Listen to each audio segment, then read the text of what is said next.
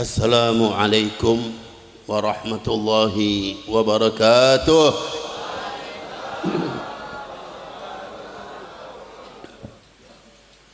Alhamdulillah. Alhamdulillahilladzi amarana bisyukril walidain wal ihsani ilaihima. Amarana بالترحم عليهما كما ربيانا صغارا. اللهم فارحم والدينا، اللهم فارحم والدينا، اللهم فارحم والدينا. أشهد أن لا إله إلا الله وحده لا شريك له، وأشهد أن سيدنا ومولانا محمدا عبده ورسوله. اللهم فصل وسلم على سيدنا محمد الفاتح لما أغلق والخاتم لما سبق ناصر الحق بالحق الهادي إلى صراطك المستقيم وعلى آله وصحبه حق قدره ومقداره العظيم. قال الله سبحانه وتعالى في كتابه العزيز: فاعتبروا يا أولي الأبصار. وقال تعالى: والذين جاءوا من بعدهم يقولون ربنا اغفر لنا ولإخواننا الذين سبقونا بالإيمان ولا تجعل في قلوبنا غلا للذين آمنوا ربنا إنك رؤوف رحيم.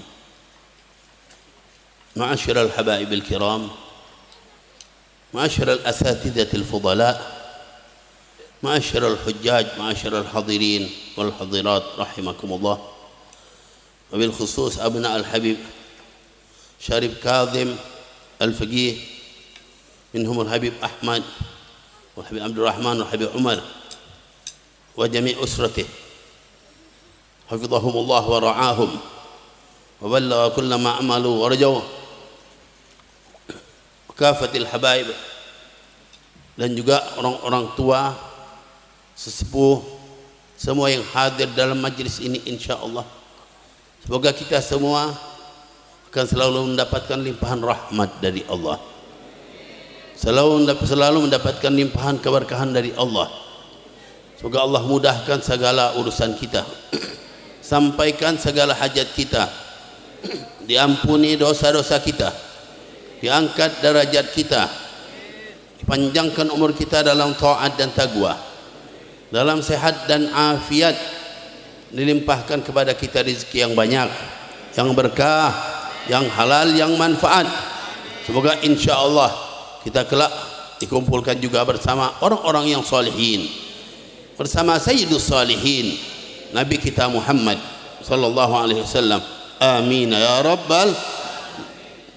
Masyiral hadirin rahimakumullah. Alhamdulillah, malam hari ini kita kembali berkumpul di majlis ini, di tempat ini, dalam rangka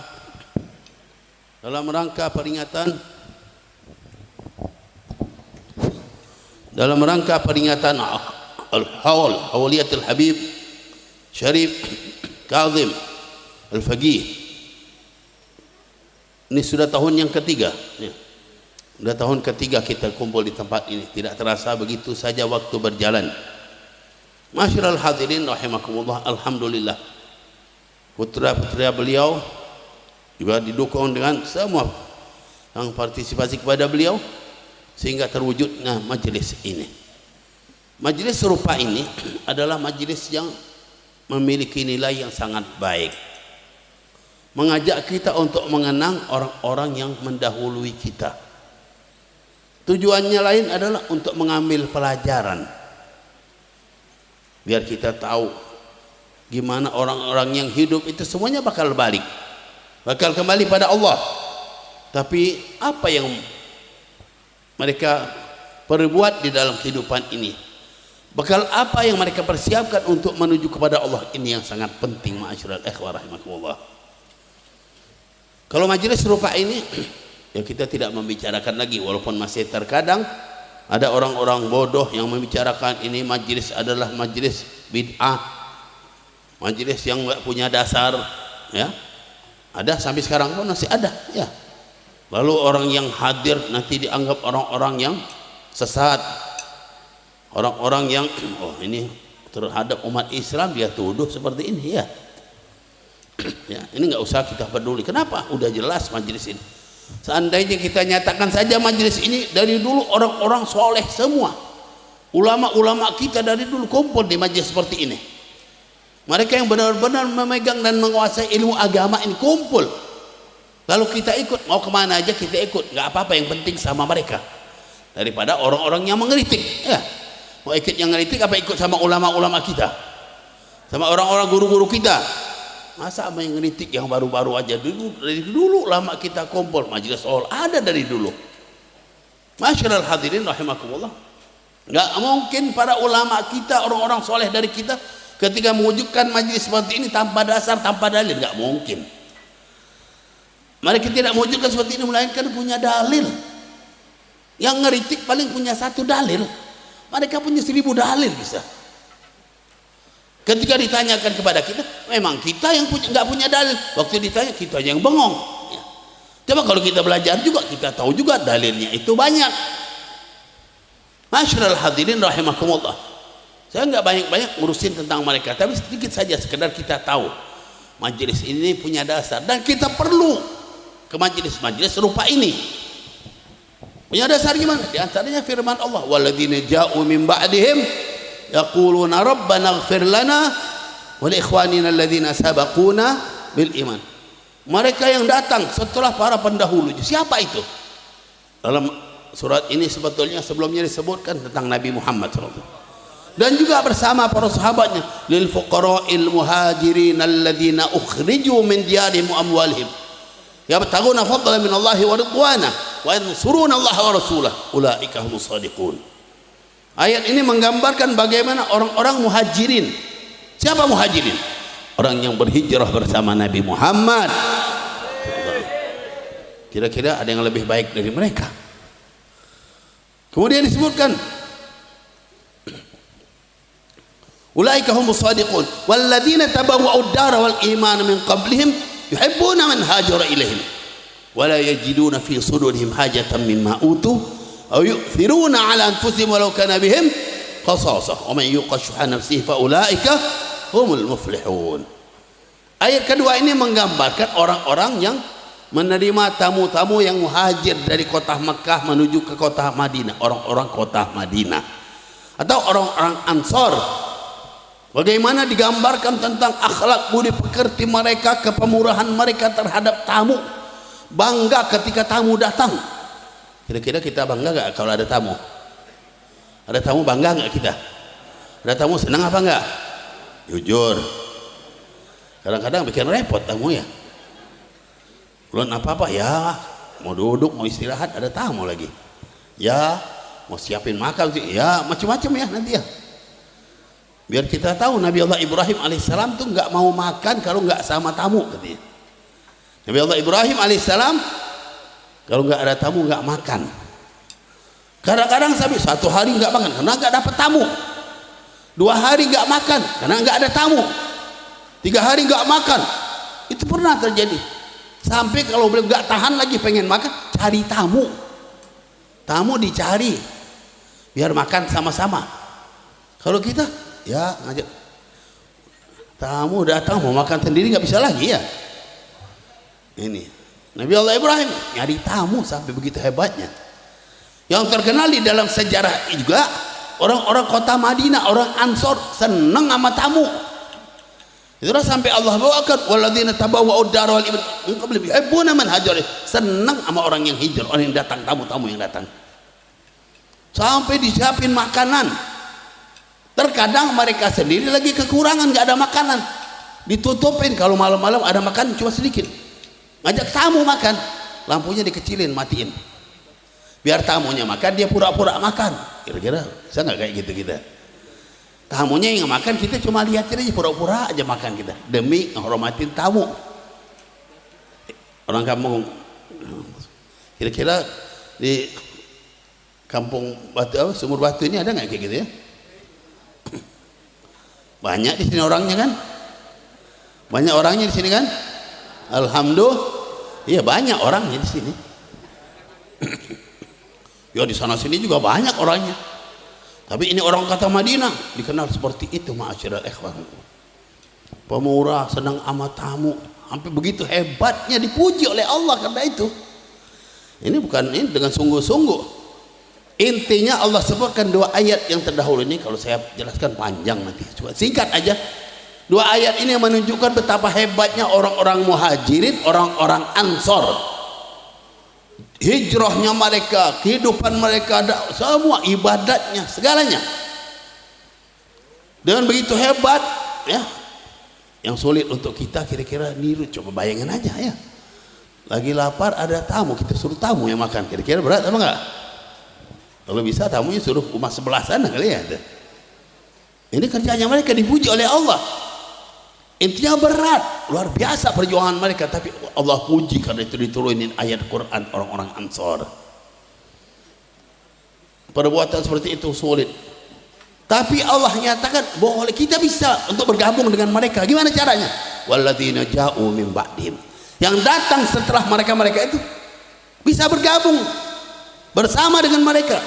Yaquluna rabbana ighfir lana, ya Allah Tuhan kami, ampunilah dosa kami.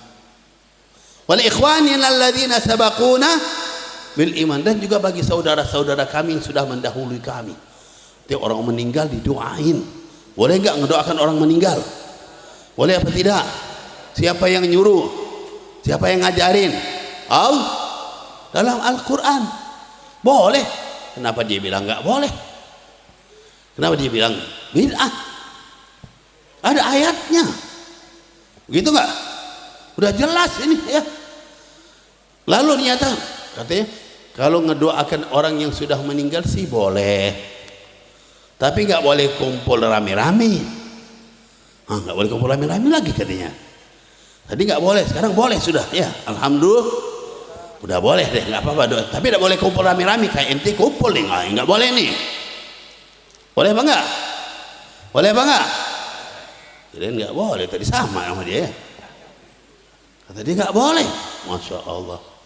Kita nggak usah jauh-jauh cari dalil. Lihat ayat itu saja bilangnya apa? Rabbana ighfir lana, wahai Tuhan kami, ampunilah dosa kami. Kita disuruh bersama-sama doanya ya. Sama-sama kami sama saya, lain nggak? Kalau di Rabbighfirli, lain ya Allah ampuni dosa, itu berarti sendirian.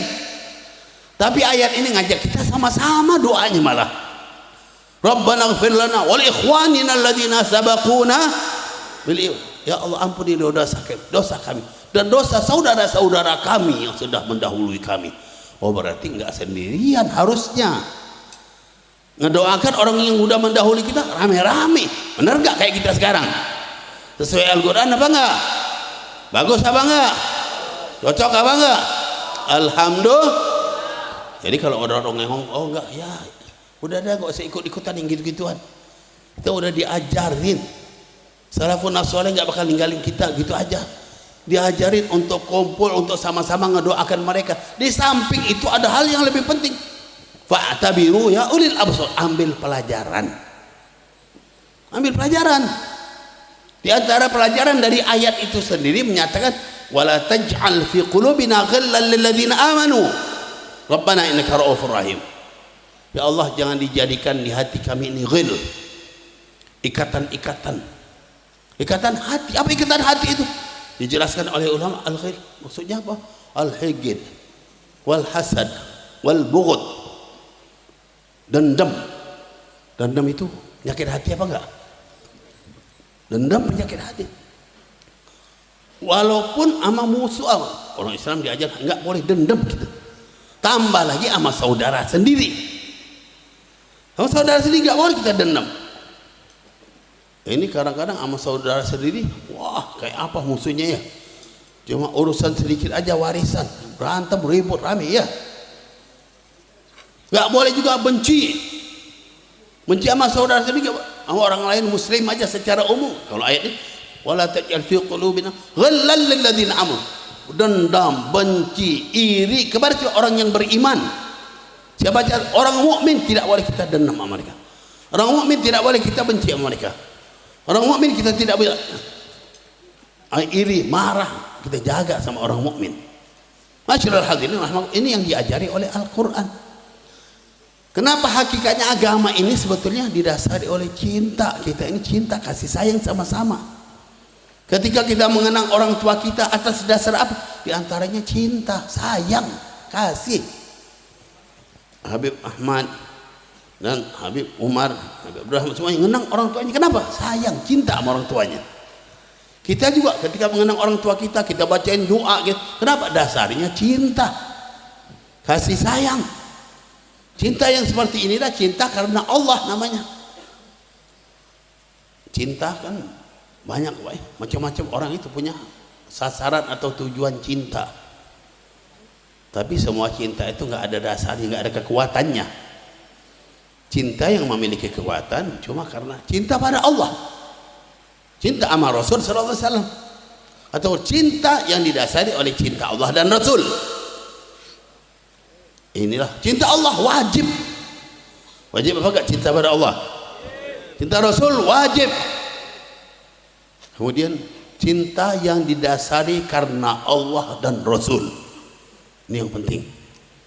Masyaallah hadirin rahimakumullah, kita wajib cinta Allah. Karena itu untuk apa kita sholat? Sholat untuk apa? Laksanakan perintah Allah. Betul, ada tujuannya yang diajarkan oleh Allah. Tujuan kita sholat gimana? Biar mencapai cinta Allah. Wa ma taqarraba ilayya 'abdi bi syai'in mimma habbu ilayya mimma aftaradtuhu alaih. Tidak ada seseorang hamba yang mendekatkan dirinya kepadaku lebih aku cintai daripada dia melaksanakan yang aku fardukan padanya, yang aku wajibkan padanya. Jadi Allah itu senang kalau kita melaksanakan yang wajib, yang fardu. Jadi ketika kita sholat Allah senang. Ini cinta dasarnya. Allah lebih cinta kita. Lalu dinyatakan kalau kita mau mencapai cinta Allah yang sebenarnya dengan bagaimana? Ala yazalu 'abdi yataqarrabu ilayya bin nawafil hatta uhibbah. Senantiasa hamba-hambaku ini mendekatkan diri kepadaku dengan melaksanakan yang sunnah-sunnah yang diajarkan oleh baginda Nabi Muhammad SAW. Lalu dia akan aku cintai. Jadi kalau kita ingin dicintai Allah, ada caranya. Tidak ada keberuntungan yang didapatkan oleh manusia ini lebih daripada keberuntungan ketika kita dapat cinta Allah. Orang yang dicintai Allah itu orang hebat apa enggak? Itulah namanya wali-wali Allah. Kenapa wali Allah? Karena dia dicintai oleh, gimana dia bisa dicintai oleh Allah? Karena dia melaksanakan yang diperintahkan Allah, itu pertama. Dia juga menghidupkan sunnah-sunnah yang dibawa oleh baginda Nabi Muhammad. Orang-orang Yahudi ngaku cinta, orang-orang Nasrani ngaku cinta. Nahnu ahibba'ullah, nahnu awliya'ullahi wa ahibba'uh. Kami adalah wali-walinya Allah, kekasih-kekasihnya Allah. Tapi Allah enggak ngakui mereka. Ngaku sendiri ya, tapi enggak diakui. Lalu kita semua bisa mencapai cinta. Bagaimana caranya? Tadi udah dijelaskan. Bahkan di dalam ayat, qul in kuntum tuhibbunallaha fattabi'uni. Kalau kita lihat Nabi Allah Ibrahim alaihissalam dicoba oleh Allah. Apakah Nabi Allah Ibrahim itu benar-benar cinta sama Allah? Cobaannya berat. Gimana dicoba? Kan Nabi Allah Ibrahim udah kawin lama, istrinya sampai umur 80 tahun belum punya anak. 80 tahun Pak belum punya anak, pengen punya anak Nabi Allah Ibrahim. Sampai akhirnya dapat, ya, dapat seseorang, tadinya budak hamba saya dikasih oleh satu raja. Ceritanya panjang. Intinya beliau dapat seorang wanita lagi dikasih, namanya Hajar. Ya, dikasih sama Nabi, ya dijadikanlah yang namanya budaknya. Dari budak mendapatkan anak akhirnya. Nabi Allah Ismail alaihis, Masya Allah, kira-kira udah 80 tahun lebih, 100-an tahun ya dapat anak. Senang apa enggak kira-kira? Udah pengantin lama nggak dapat anak, pengen banget punya anak, tiba-tiba dapat anak, senang apa enggak? Banget, senang dapat anak, luar biasa, gembira. Anak itu tumbuh pintar lagi, anaknya cerdas lagi, cakep lagi, tambah lagi. Akhirnya Allah lihat, pengen tahu Nabi Allah Ibrahim lebih cinta sama anak apa lebih cinta sama Allah. Lalu disuruh apa? Disuruh sembelih. Kan Nabi Allah Ismail disuruh sembelih, ya. Cobaannya berat apa enggak? Lihat, ente lebih cinta Allah apa cinta anaknya? Cinta, kira-kira yang mana lebih cinta? Kalau memang ente cinta Allah, sembelih anak. Gimana kira-kira nyembelih anak sendiri? Kuat enggak?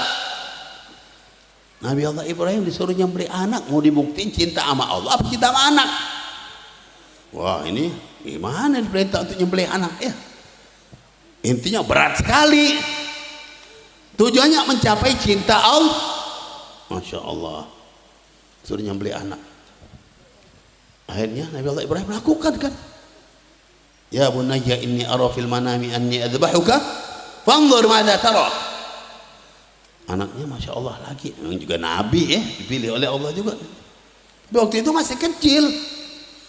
Aku mimpi di dalam tidur. Mimpinya para Nabi itu tetap aja wahyu, sama perintah Allah betulan.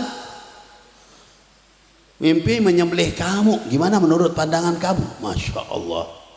Kira-kira anaknya takut, bah jangan, masa saya mau disembelih, ya? Masa saya mau dibunuh, mau dihabisin? Jangan. Oh, enggak. Katanya Nabi Allah Ismail yang masih kecil, memang itu benar perintah Allah, faf'al madza tara. Ya, lakukan apa yang kamu lakukan. Masya Allah, anaknya mau disembelih, iya nggak apa-apa, sembelih aja. Dirinya mau disembelih, nggak apa-apa. Nabi Allah Ibrahim punya ni'mal aun ala hubbillah. Ini sebaik-baik pembantu untuk aku cinta Allah. Anaknya yang membantu untuk cinta Allah dipuja. Nggak ada anak seperti ini. Intinya kan akhirnya dibawa anak itu mau disembelih, diasah, goloknya sapi tajam banget, udah diasah, disembelih, nggak bisa, ya, nggak bisa, diulang lagi nggak bisa, diulang lagi nggak bisa, nggak kepotong juga. Katanya Nabi Allah Ismailnya waktu di sini nggak bisa, ayah, mungkin ayah nggak tega mau nyembelih saya karena lihat wajah saya. Coba ditengkurapkan saja, kau mungkin baru bisa nyembelih saya. Ditengkurapkan, coba kayak gitu, ya. Disembelih nggak bisa juga. Akhirnya Allah Subhanahu wa taala udah nyatakan, Allah terima cintanya Nabi Allah Ibrahim alaihissalam, benar-benar cinta kayak gini, sampai anak aja mau disembelih, anak mau dikorbankan demi cinta Allah. Masya Allah, dipuji sama Allah. Khalilullah, kekasihnya Allah. Intinya untuk mencapai cinta Allah itu luar biasa cobaannya. Tapi kalau kita udah jelas gak mampu, betul apa enggak? Nyembelih anak loh, suruh cinta Allah, keluarin uang kira-kira, ya, 100 juta aja repot banget. Untuk buktiin cinta apa enggak? Keluarin segini, mikir-mikir masih, ya. Tambah lagi nyembelih anak. Kalau memang cinta sama Allah, yuk motornya dikasihkan itu, nggak mau juga, ya. Ya, ini cobaan untuk kita, kita lemah sekali sebagai manusia. Tapi Allah kasih kemudahan untuk kita. Oh, ini nggak bakal bisa kayak gini, dikasih jalan lain. Mau dapat cinta Allah, qul in kuntum tuhibbunallaha fattabi'uni. Kalau kamu cinta Allah, ikutin Nabi Muhammad. Ikutin aja Nabi Muhammad. Nanti Allah cinta kepada yuhibbukumullah wa yaghfir lakum dzunubakum. Allah cinta kepada kalian. Ikuti Nabi Muhammad. Perlu nyembelih apa-apa enggak? Perlu korban apa-apa enggak? Cuma ikuti sunnah-sunnah Nabi, ajaran Nabi. Ikutin. Allah akan cinta kepada kita. Ya. Sebelum ini Masya Allah kita Ramadan, Pak, ya. Ramadan enak, luar biasa, ya. Kira-kira beda enggak sekarang sama Ramadan? Beda banget, ya. Ramadan kira-kira sebelum subuh udah bangun apa belum? Apa 1 jam sebelum subuh udah bangun apa belum? 1 jam sebelum subuh bangun. Sekarang bangun lagi enggak? Kemana? Kan Ramadan itu, guru kami Abu Sayyid Muhammad bin Ali al-Maliki rahimahullah nyatakan Ramadan itu lembaga pendidikan sebetulnya. Lembaga pendidikan untuk membentuk kita biar jadi orang yang baik, yang seutuhnya, punya nilai tinggi. Jadi Ramadan biar nanti setelahnya juga gitu, bahkan lebih baik lagi mestinya. Kalau Ramadan bangun sebelum subuh, artinya setelahnya juga bangun terus. Bukan Ramadan aja bangun sebelum subuh, ya. Itu. Nanti kemudian Ramadan kita disuruh amanat, ya.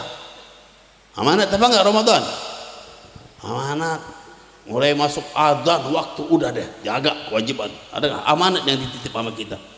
Awas, nggak bisa bohong, nggak bisa khianat. Antara kita sama Allah deh. Allah tahu mau sendirian mau apa, tetap aja Allah tahu. Ini urusan kita sama Allah, di situ dibuktikan, ya. Ini nanti urusan macam-macam, urusan ya syahwat, nafsu, makan, minum, urusan wanita semuanya. Ya, itu kita dituntut jadi orang yang benar-benar. Udah dikasih tahu amanat itu berat. Amanat berat apa enggak? Inna aradnal amanata 'alas samawati wal ardi wal jibal fa abaina yahmilnaha wa ashfaqna minha wa hamalaha al insan. Kami tawarkan amanat pada langit, pada bumi, pada gunung-gunung, semuanya nolak, enggak berani menerima amanat. Dan Allah kasihan sama mereka. Wa hamalaha al insan, manusia mau nerimanya. Manusia mau nerima kira-kira nerima amanat khianat apa enggak? Khianat apa enggak? Nah, ini enggak ada yang jawab ya. Urusan masing-masing. Sekarang yang jadi masalah, manusia bukan lagi hanya mau nerima amanat, kadang-kadang pengen mengemban amanat walaupun pakai duit yang banyak.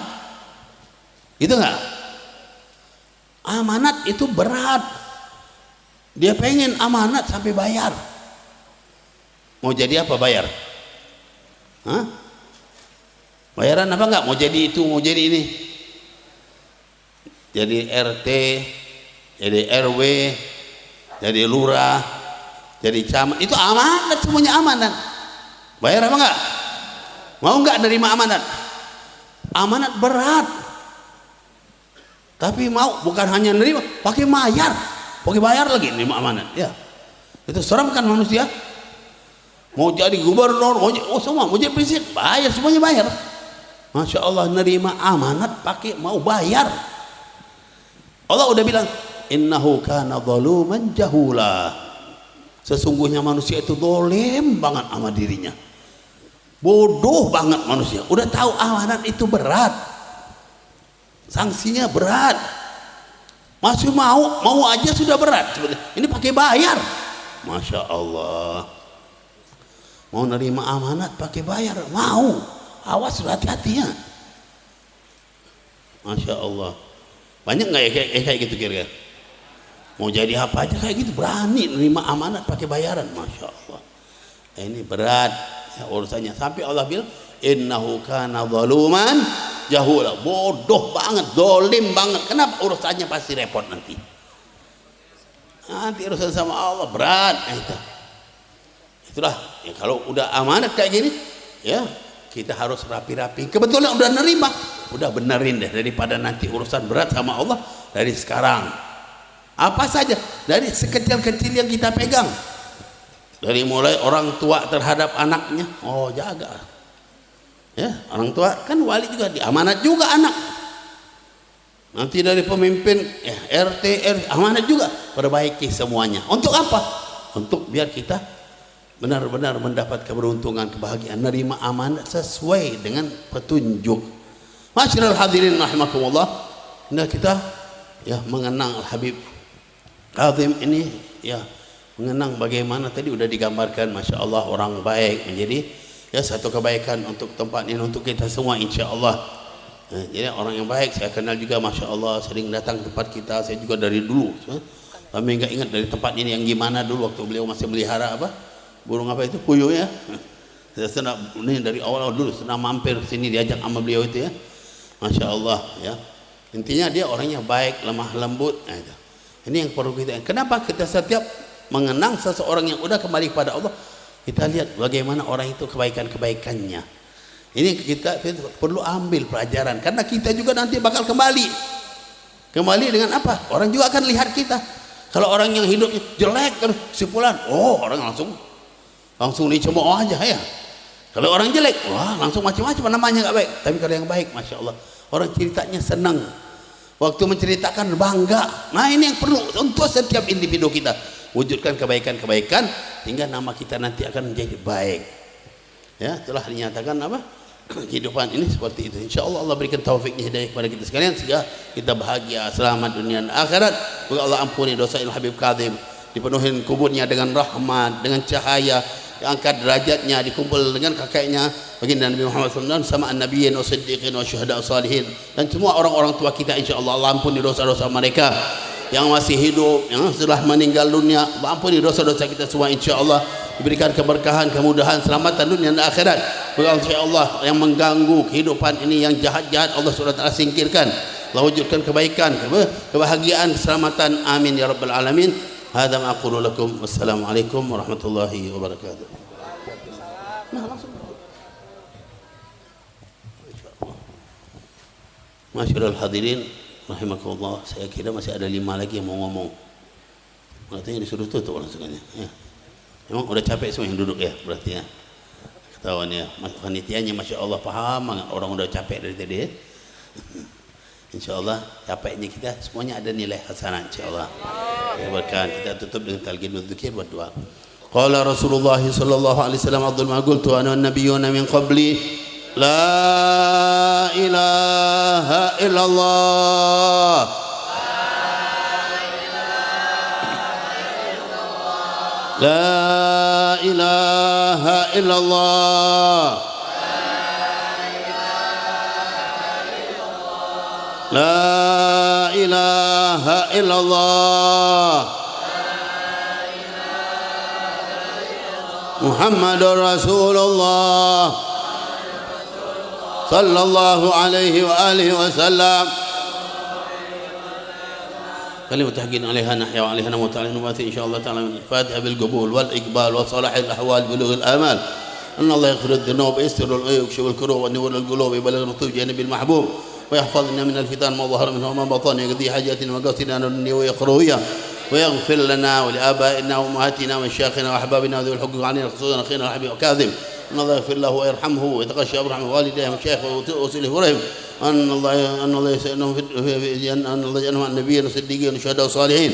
وأنا كل نصر ربنا آتنا في الدنيا وأن الله كل يحيينا على محبة حبيبنا الأعظم محمد صلى الله عليه وسلم ويستعملنا على سنته ويتوفانا على ملته ويحشرنا في زمرة يجعلنا من رفقائه ويريدنا حوضه ويسقينا به شريفه. وعلى كل صالح وحضرة النبي محمد صلى الله عليه وسلم. فاتحة.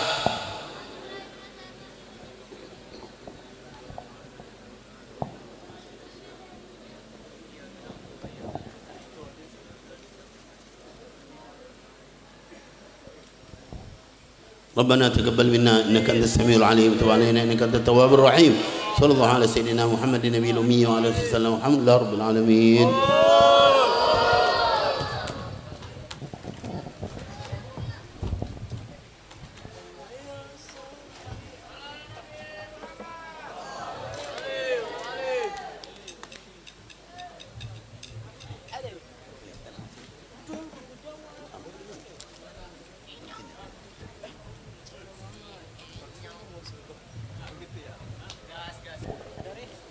Syukran jazilan ila Fadilul Habib Abu Ya Habib Nagib bin Syuh Bakar yang telah menyampaikan mauidhah hasanah kepada kita sekalian. Mudah-mudahan ceramah yang beliau sampaikan menjadikan suri tauladan bagi kita sekalian dalam kehidupan kita sehari-hari. Amin ya rabbal alamin. Dan juga telah ditutup dengan doa oleh beliau, mudah-mudahan doa yang telah beliau panjatkan dikabul oleh Allah Subhanahu wa taala dan kita mendapatkan keberkahan dari setiap doa-doa beliau. Amin ya rabbal alamin. Dan pada akhirnya kami selaku pembawa acara Raisul Jalsah mohon maaf kepada hadirin sekalian bila mana kurang adab dalam penyebutan nama khusus kepada habaib, dan juga kami mengucapkan terima kasih kepada jemaah sekalian atas keikutsertaan dalam acara ini dari awal sampai akhir. Jazakumullahu khairan jazaa wa akhiran wa lakum minkum. Wassalamualaikum warahmatullahi wabarakatuh.